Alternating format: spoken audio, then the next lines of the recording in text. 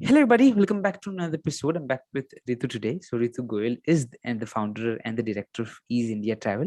So, thank you very, very much for taking the time out and joining me in. It's a pleasure to have you. Thank you very much. Thank you, Lakshit. Thank you for having me over. My pleasure again. So, before we begin and get into any conversation, it would be great if you could introduce yourself and what you do and all about that and all about your work. Yeah. Okay, thank you, Lakshit. My name is Ritu, and I run a company called Ease India Travel. It started in January of 2017. Prior to that, I was a journalist for about 17 years. And now I exclusively run the company. I'm a solopreneur. I run the company by myself. I'm a single founder. And Ease India Travel is basically we offer experiential holidays, highly customized, highly personalized to very select destinations.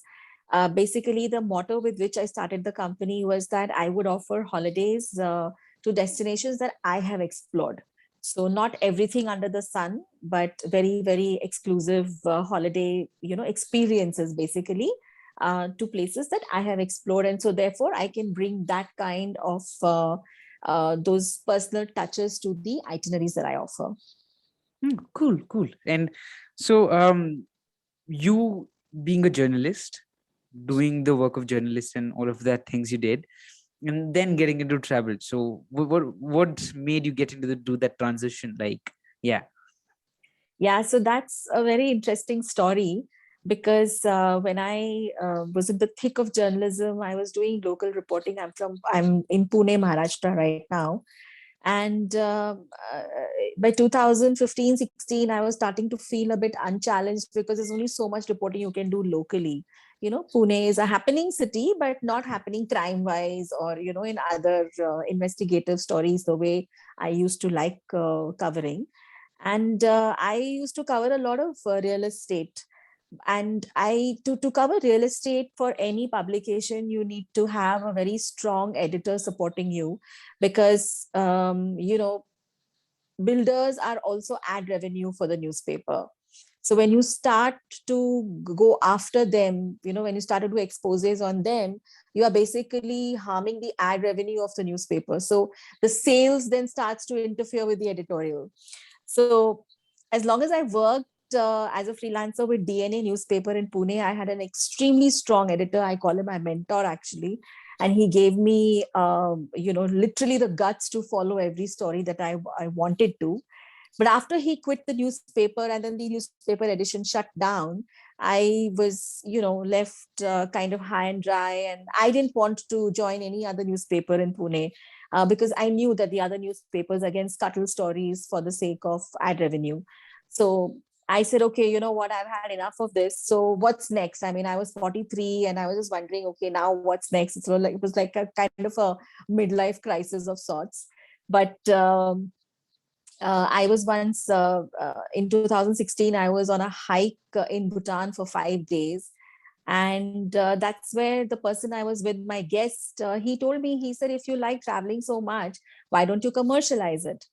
And the thought had never struck me before that. But he said, okay, you've organized this trek for me and it's come out pretty well. And I'm sure you'll have takers. So why not? So initially the apprehension was, how to leave your comfort zone and start something completely new in your mid 40s. And then, questions like, will I be successful at it or will I be happy doing that and everything? But then when I came back from the trek back to India, I said, you know what, one life, abhi nahi kiya to kabhi nahi hoga kind of thing, So then I said, okay, let me do it now. And let's see how it goes. And so that's how the company was started in January of 17. Okay, wonderful. It's really interesting to know the transition and the way you put it up. Really wonderful. Thank you very much for bringing the story out. And so, Thanks. when you initially are an entrepreneur, let it be any kind of an entrepreneur, me as a 17-year-old guy doing some small, running a small company and doing something, I understand the pain it takes to it.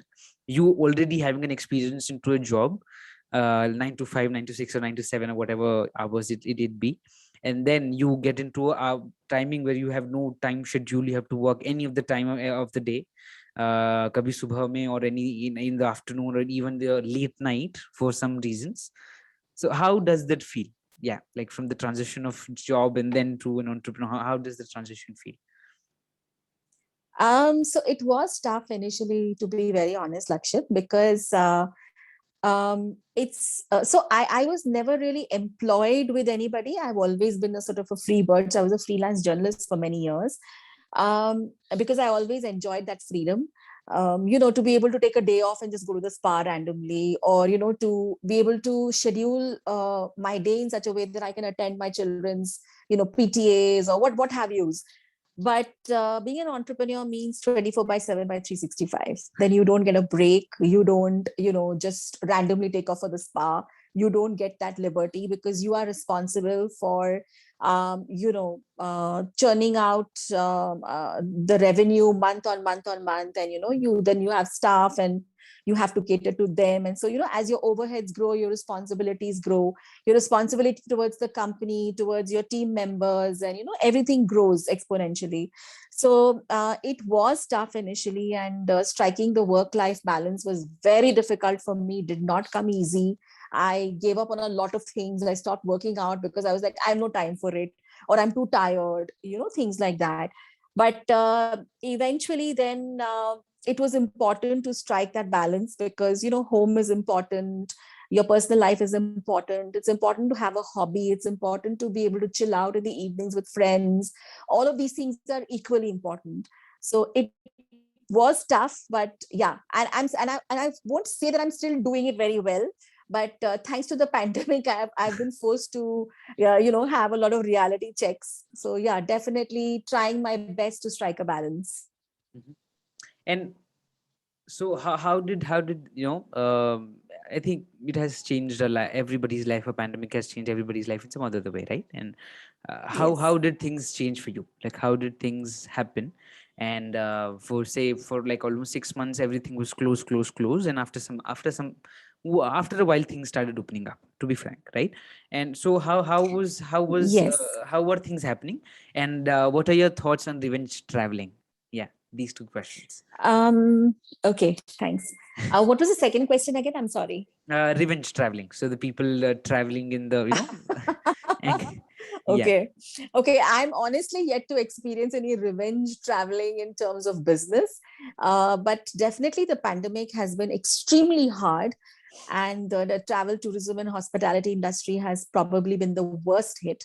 So when I say travel, tourism, hospitality, it means airlines, it means hotels, it means travel companies, travel agencies, it means even your the guides who take you out on a trek, down to the last mile, the taxi drivers, the bus drivers. So the entire industry has been very severely hit. So up until August of 2020, from March end, when the lockdown happened, we were all stuck at home. But the first opportunity I got when interstate travel started, I just went on a road trip to Ahmedabad from Pune. So I started traveling because I needed to get out of home. One. Secondly, I also wanted to test the waters and see how it is like outside, to travel again. Then in September, October, I made a lot of trips. So from September last year till March this year, I've traveled quite a bit. My understanding is that travel has changed a lot. A lot of people are now fearful, especially people in my age group and above, say 40 plus, are fearful of taking long trips. They'd rather just go to a property on a weekend, or they'd rather go to a place where, they don't have too many halts, like they don't have to transit. So they'd rather take a direct flight and land up somewhere, stay in a nice place, come back, that kind of thing. Business wise, it hit us very hard. And into holiday packages. And like I said, because nobody was traveling, even in states had stopped entry of tourists. So there was no way to sell holiday packages as such. So what we started doing last year is we started marketing properties. And I started to collect, say, a sort of a directory of very niche owner run properties across India. So these are, to give you an example, these are owned by people, owners, not owned by chains of hotels, or not like Oyo, Tribo, or the Star Hotel chains, none of those. These are owned and run by owners. And they are very tiny properties, but they'll have something very niche about them, either their location or the services they offer or the kind of rooms they have, or what you can do around those destinations, something extremely niche. Hmm. So we started to create a directory of these properties. Now we have hundreds such properties on our list, and we call them the hot hideaways. And we started marketing those. So it wasn't, I wouldn't say it has been great business because the margins are very low, but it was a survival tactic for us. And I think it has also opened up a new revenue stream for the company. Hmm. So yes, the pandemic has been hard, but it was important to evolve and to find a way out of that spot that we found ourselves in due to the pandemic. So that we did. And most of our clients are actually 30 plus age group. We don't, since we don't offer budget or economy holidays, we don't have young people as clients. Our clients are mostly 30 plus people. So there, I think that segment, because vaccination did not open for them earlier, so there was a bit of fear. Now that all the most people have been vaccinated, the fear is going little by little, and season is actually starting in October. So I'm looking forward to a great season, but I haven't experienced revenge travel. It's a new term, by the way, so I'm going to use it elsewhere. Totally, yeah, totally. Yes. And so one question I would like to put up here is, um, you being a journalist, how did it help you build a company, and how did the contacts you had in the industry before helped you out to create a business of a different kind? So, Lakshit, to be honest, I did not use my journalism contacts much to create the company. However, my skill sets from journalism definitely helped me in, especially in marketing. So, because writing is very second nature to me, and, being able to see the entire picture, like getting a 360-degree view of things, expressing myself, and, being able to write about the destinations I visit, especially the offbeat ones, has really helped us in marketing. So while in the beginning, we did a lot of, and we still do a fair bit of social media marketing, even though our outreach is not massive, but I feel that our stories connect with people, and the right kind of people eventually connect with us through social media. So definitely my skill sets as a journalist helped. Also helped me because inherently helped me in the way I travel. So that, investigative nature, that nature for exploration, for adventure, and, just to keep doing something spontaneous, and all of that, and people connection. I love meeting new people, so wherever I go, my way of travel is highly influenced by the way I used to do journalism. So definitely, yes, there's an overlap there. Mhm. And how does thing change for a woman 40 plus doing studying company and being an entrepreneur? It's tough, Lakshit, because the one thing that I accepted early on is that I'm not in competition with anybody else.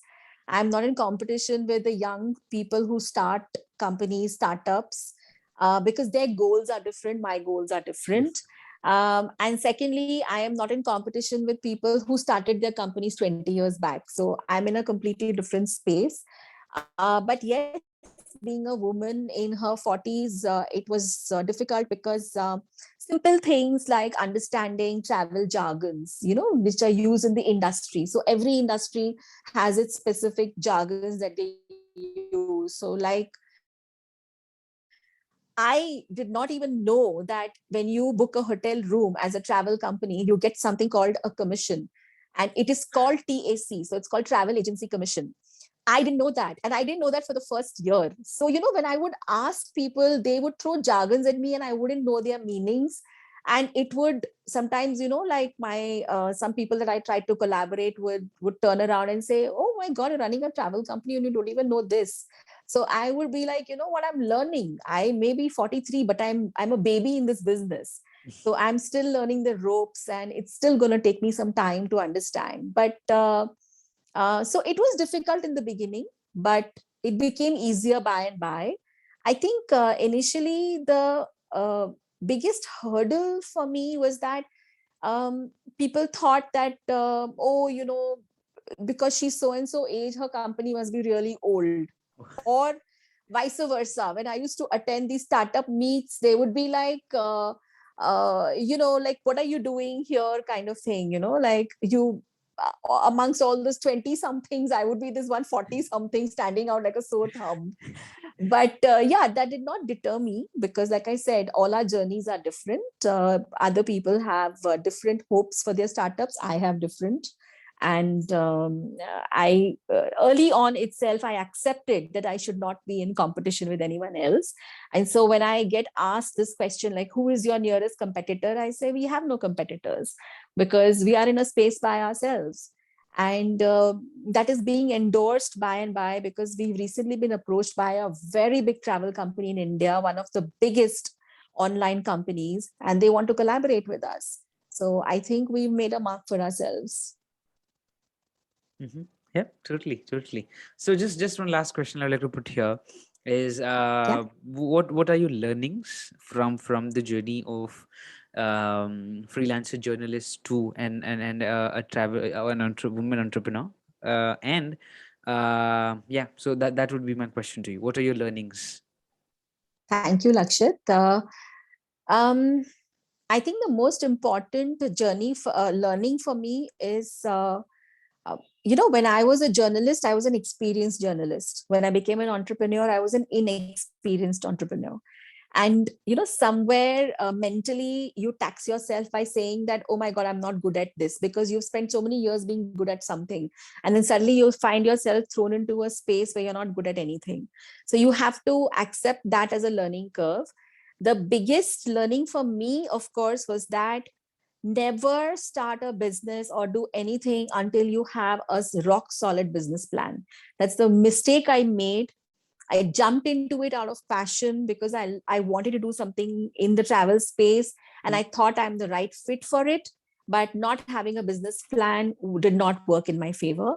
So I spent the first year struggling before I could actually understand what I'm doing with my business. Hmm. So that's my big learning. Okay. So thank you very much for taking your time out and joining me in. It was great to Yeah. talk to you and know about it. Really glad that I had a chance to speak with you on your journey and your Thank you, work. Lakshit. Thank you very much. Thank you so much. Thank you for calling me to your show. And My I wish pleasure. you all the very best. Thank you.